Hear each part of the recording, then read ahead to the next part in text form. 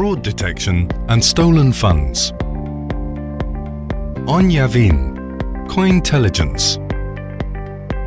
Martin Kassing, UPVEST. James O'Connell, MWB. Fredrico Nassire, SHYFT. Moderated by Emma Todd, MMH Blockchain Group.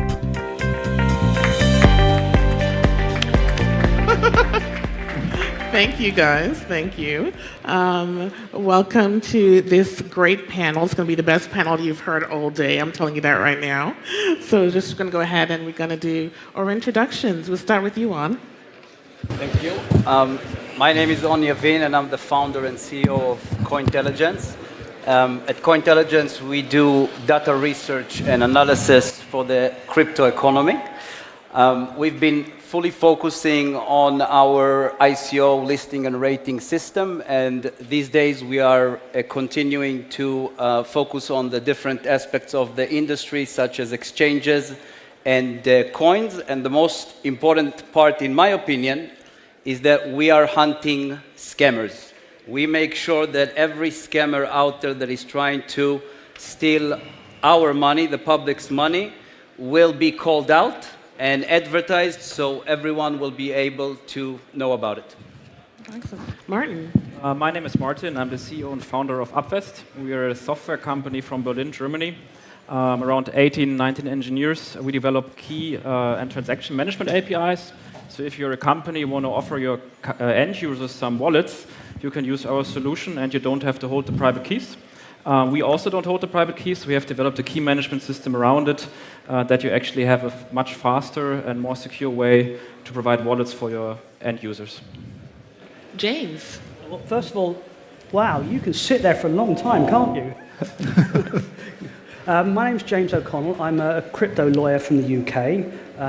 I'm here because fraud is something that comes across my desk quite often. Most recently, we had a situation with a police force in the UK which seized quite a lot of coin from a known criminal or a suspected criminal. Didn't know what to do with it, so sold it. Then the case went ahead and the value of the coin went up. They sold it for £25,000 sterling, and by the time the case went to trial, it was worth $3.5 million. But they had sold it for 25,000. They were really hoping that this guy was going to go down. Otherwise, they'd be bust. So we're here to talk about fraud. And Fredrico. Certainly. I'm the Chief Strategy Officer and co-founder for SHYFT. I'm also the President and CEO for Blockchain. At SHYFT, we focus on facilitation of transmission of trusted data amongst companies that require compliance from a regulatory perspective. And at Blockchain, we focus on digitization of physical assets, such as precious metals, all the way to photovoltaics. Okay, excellent. So I'm Emma Todd. I am CEO of MMH Blockchain Group, and what my company does is we offer business strategy as well as marketing and PR to companies in the blockchain space. So James, I'm going to start with you. How prevalent is fraud in the blockchain space? Well, it's very, very prevalent. Am I echoing a lot? Am I okay? Okay. I think you're good. Fraud tends to have three waves. The first wave we're seeing now, which is people who want to invest getting ripped off. In Australia, it's the second largest form of institutional theft is from blockchain. In the UK, people don't even bother reporting it to the police anymore because they're so overwhelmed. So that's the first stage we're at. The second stage, which is going to affect you guys at some point, because fraudsters always follow the money. The industry is now beginning to make money, so the fraudsters will soon be following you. And then the third stage of fraud is when you turn on each other when you've made money. We'll get that later, perhaps. Looking forward to that one, definitely. How are we all going to turn on each other? I definitely want to know that. So, I'm curious, what are the different types of fraud that exist? So the types of scams that we discovered is starting from just, it can be a kid or an anonymous hacker that is just building a website, usually a very simple website, and trying to get people to invest in an ICO that doesn't even exist. That's the first example. The second example is that we have seen in the industry a lot of the different rating websites or advisors that are actually helping people to sell their ventures for investors to get money, and they are helping them by using their name and vouching for them, and they just mislead the public. And another type of scams that we've been seeing a lot recently is ICOs that are actually lying about the amounts that they raised. They are saying that they raised $10 million. They didn't even raise $1 million. Some of them are using commitments and saying that they actually got the money. Some of them are just making up all kinds of amounts. And the last type that I would mention, because there are others, is also ICOs that are lying to their teeth about specific parts that they advertise on their website, for example, partnerships. It seems that in the crypto industry, whenever you meet someone at an event saying hello and shaking their hands, you are partners. And I'm talking about companies like Microsoft, IBM, Google. We investigate and we call and contact in order to make sure and validate that these companies actually are partners, and it's completely wrong. It doesn't exist. Interesting. So we're going to come back to that one. Martin, is there something you want to add to that? Oh, I totally agree with your point of view. And we have seen some ICOs. We supported Definity, for instance, in the race here in Europe and Arweave, and built also some wallets around for them, especially for Arweave at the moment. And you would be surprised at some of the ICO decks that we get, that the multiple from the first round to the round, basically when they really go public, is sometimes 50 to 100. So the first investor actually invests like 3 months before, gets like a far lower price, and then you go to the public and you pay like 50 times the price. But there is no value adding because there is no product life. So you have to really think about it. Maybe even like classical VCs or other players are also pump and dumpers. Fredrico, I'm curious, what is SHYFT doing in terms of solving problems in terms of fraud? Well, we looked at some of the most fundamental issues within the space, and we started sort of tackling those as some of the initial use cases that SHYFT is building. SHYFT itself is a quite fascinating project in that we actually are working on the infrastructure layer within the ecosystem. So we are actually creating a protocol that we envision becomes this global fabric that enables further connectivity and, again, allowance for transmission of trusted data. So when we're talking about trusted data, what exactly is trusted data here? We're talking about accurate financial data. We're actually talking about a true identity behind the transactions, which seems to be one of the most complicated sort of situation when you're talking about from a legal and regulatory perspective.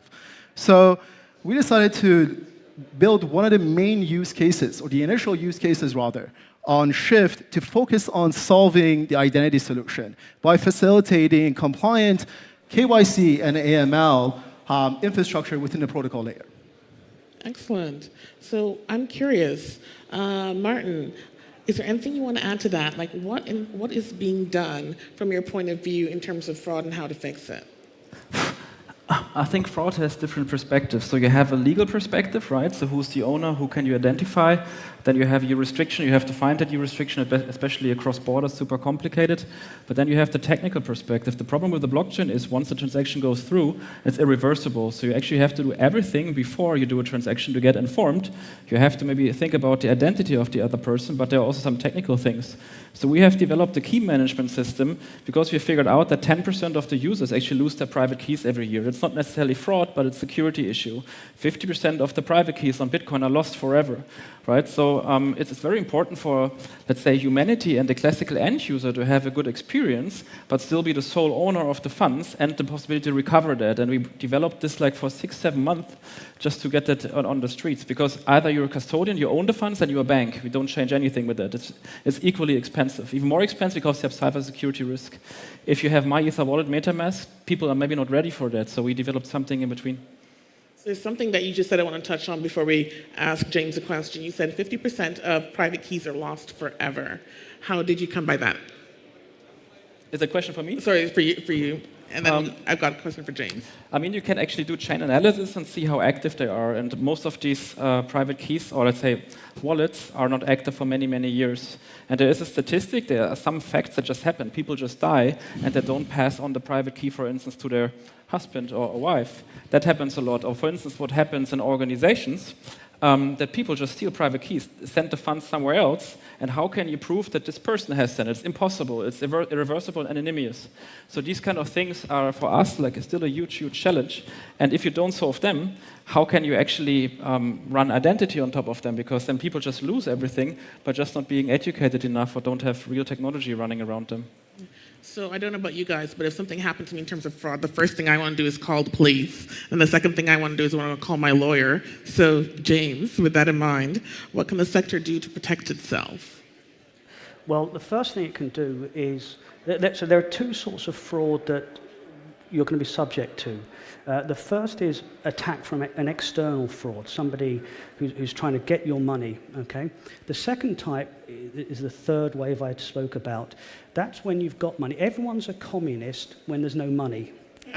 Everyone works together. We're doing it pro bono. We're a team. He's in Israel. He's in Africa. It doesn't matter. We're all together. What I find as a lawyer, and I'm afraid it makes me slightly cynical, is that as soon as there's lots of money comes in, that group identity tends to fracture, okay? And that's the point at which you wish you had in place agreements, things in writing.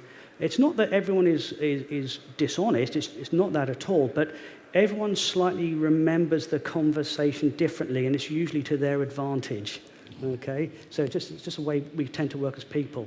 So what can we do? Well, for external, we've got to get much better as a community at doing AML and KYC.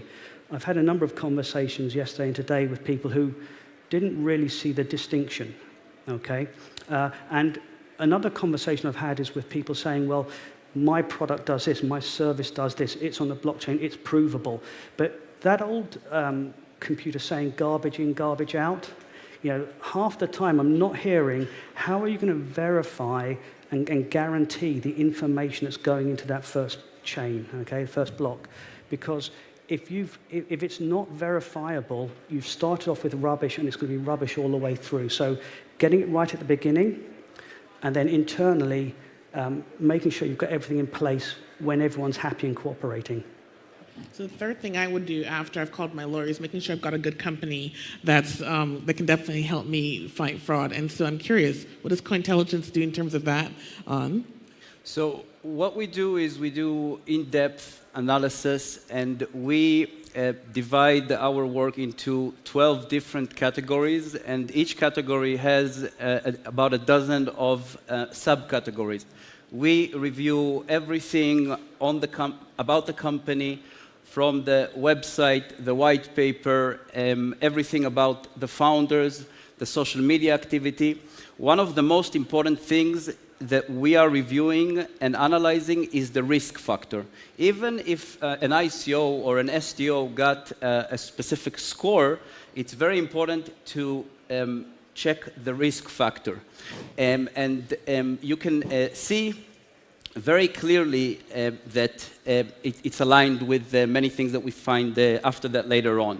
Now, we also use technologies that we developed in order to analyze things like, for example, duplicated content. If we find that there is duplicated content on the website or the white paper, it's very much aligned to scams.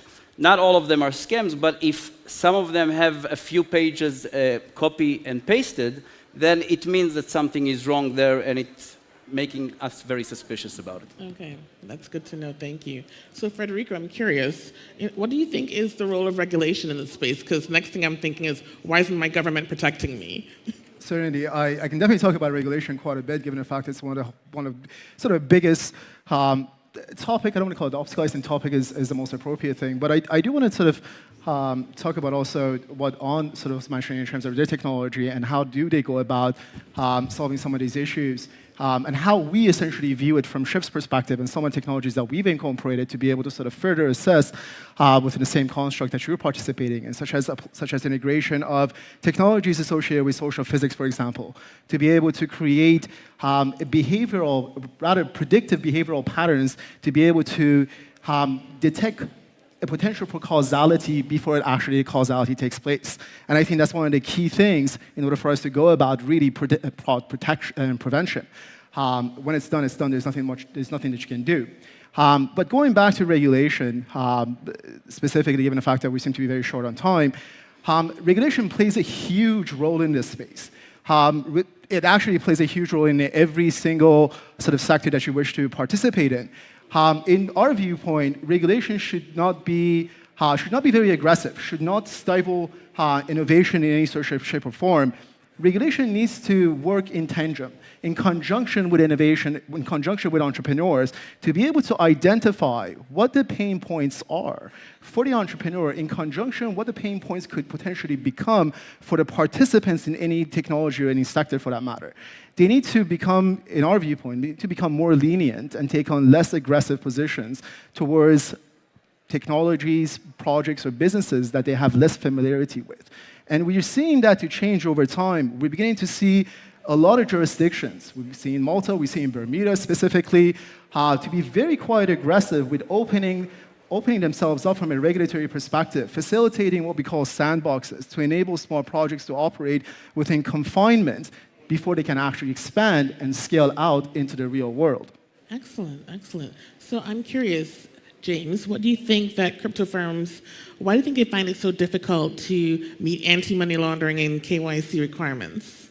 Well, sometimes it can be down to simply the way they work. I'll give you an example. I used to work for a Russian law firm, and it was always a nightmare because in Russia, if you have a successful business, the chances are you're paying the mafia to stay in business. And if your business is very successful, you run the risk of them coming and saying, keys, please. And if you don't pass the keys over, you don't wake up in the morning. So it's very common for business owners in Russia to hide their ownership of the business, okay, using nominees who have nominees who have nominees, okay, for completely legitimate reasons. But then they come over to the West and they try and open a bank account, and the bank just thinks they're mafia, which is kind of very ironic. So there's a company, for example, EP90 Group, just as an example, EP90. Have a look at their website, okay? It's all about automotive security. But actually, they're a pretty big company that does, they're run by the head of the Metropolitan Police in London, they're head of cyber security. And they do a lot of crypto work, helping trace assets and things like that. But you'd never know it from the website. Another problem is you keep it secret. There's a lot of what's happening now is that just as you can't break into a car, so they break into your house to get the keys, now people are being beaten up and attacked to get their keys. Okay, so people will say they'll come around in person, and suddenly there's 3 guys there, and you're beaten until you hand over the keys. So keep it low key is my answer. No pun intended. Definitely. So I'm curious, and we got to wrap it up here, but I'm really curious. What is the quickest way to know if an ICO is a scam? And also, is there anything you want to say about advisors? That's a good question. So the quickest way and the most simple way would be just to check the images of the team. Many of the scams that we found is just using other people's images. Sometimes it can be celebrities, sometimes it can be just another person and doing that. Also, usually the owners of the websites that are trying to scam are using very cheap templates. They don't invest in the design, they don't invest in anything in the website, they just get it up and running. And about your questions regarding advisors, I think that the advisors in the industry, and I am allowing myself to talk about advisors because I have been an angel investor and advisor for a few startups before I got into crypto. And I know how much it takes from your time and how much effort it takes. And when we look at many of the ICOs out there, we see advisors that their picture is on about 30, 40, sometimes 50 websites. I don't understand it. Maybe they can duplicate themselves, maybe they added more hours to the day, but I don't see anyone able to advise to more than a few companies and do it properly. So I would say that the current situation with the advisors in the industry is not good, and I would check each and every one of them very closely to make sure that they are actually advisors, and it means that you should actually contact the founders, contact the advisors, ask them the questions. That's what we do. Excellent, excellent. And we have to wrap it up, but Martin, I'm curious, is there anything you want to add? I know that you have a few things you want to say. I would be very careful investing in ICOs in general, especially when you don't have an information edge. So if you go in very early, then of course you can eventually flip it. But even like the top protocols with the top investors in the world, they perform really poorly at the exchanges at the moment. So you really have to think about what is the edge, what is technology. At the moment it was all about protocols. At the beginning it was all about dApps. Now everyone talks about security tokens. I think there are probably just in a couple of years 10, 15 protocols that really work. And then there will be some applications running on top, a lot of financial applications, I assume, personally. Gaming will be pretty big. There will be also some dApps, but I would urge you, if you're not really an expert or not really close to the company, don't invest. I would probably put it somewhere else. Okay. And last 1 minute. Guys, if you could each take 30 seconds to tell the crowd what you think they should take away. Fredrico, we'll start with you. I think the takeaway from this conversation is that there's a lot of room for the industry to mature. We've sort of gone through the bubble, if you want to sort of see that as such. Again, human nature to me doesn't change, so bubbles will essentially be recreated. However, bad actors sort of have been pushed off the scene for at least a good percentage of them. I think individuals need to do, as indicated by my colleagues here, they need to really do true due diligence when it comes down to participation in any form of investments. I've never actually taken part really in ICO forums myself, personally. We never actually went about doing an ICO. So we look at things to be done in the most diligent way possible. So I encourage everyone here, as you wish to participate into various different technologies, get to know truly what the underlying technology is that is being offered. Understand the fundamentals associated with that. Understand the team, understand the background associated with the team who's actually participating in this technology. And yeah, be very quite cautious. That's sort of my take on this. Excellent, thank you. James? 2 takeaways. The first one is, please take more effort to find out who you're dealing with. Okay, On's point about everyone's dealing with Microsoft. I had a client who was convinced he was dealing with a Rockefeller, as in the Rockefeller family in London. Guy was spending money, staying at the top hotels, going out, having cocaine about every 40 minutes. I mean, just living the playboy, somewhat degenerate lifestyle. It was all set to sign up with him. It was going to give him £1 million to do a deal. We checked him out, his passport, fake passport, not a Rockefeller. Do your homework about who you're dealing with. You're not at the moment. Second takeaway is fix your house your roof while the sun's shining. Okay, plan for success. Get your shareholder agreements in place. Get your intellectual property rights, ownership sorted out. When big company comes along to buy you, they're going to be buying your brand. They're going to be buying your confidential information. If you haven't sorted it out now while it's cheap and easy and quick to do, what are they buying?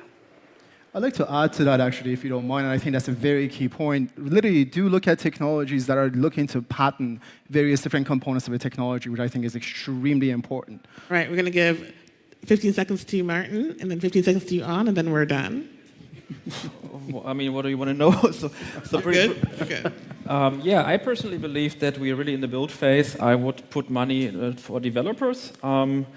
Obviously, we are a software technology company, so it makes a lot of sense. But I think it takes a lot of time until we see also the mass adoption everyone speaks about. And it's really about decentralization in most of these cases when there's a utility token. There are some security token aspects, but then you go back into the old world, all the regulation gets more expensive. Cross-border transactions get also really restricted. So if you want to invest, if that's what you're looking for, then I would look at decentralized hardcore tech teams and would look closely at investments of Polychain, Andreessen, and these kind of guys, because they have a strong investment hypothesis, even for the next 10 years. And yeah, if you just want to invest in Bitcoin, where I strongly believe in, yeah, check out maybe also our wallet technology, or if you know some companies that need some technology, shoot me an email. Excellent. Thanks, On. So first, I would like to 15 seconds. point out that after you heard everything that we said here, don't run away from blockchain and crypto. This is the biggest revolution that ever happened to us, and I quit everything that I did before that, and I put all my efforts and my time into that. Second, don't trust anyone. Don't listen to your friends telling you that this is the best investment in the world. Don't listen to a CNBC interviewer that has a scam on the show, and we proved that it was a scam. Don't listen to anyone. Don't even listen to me. Do your own due diligence.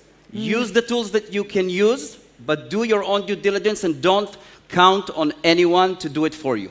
Okay, well, thank you guys. We really appreciate this. Thank you. Thank you.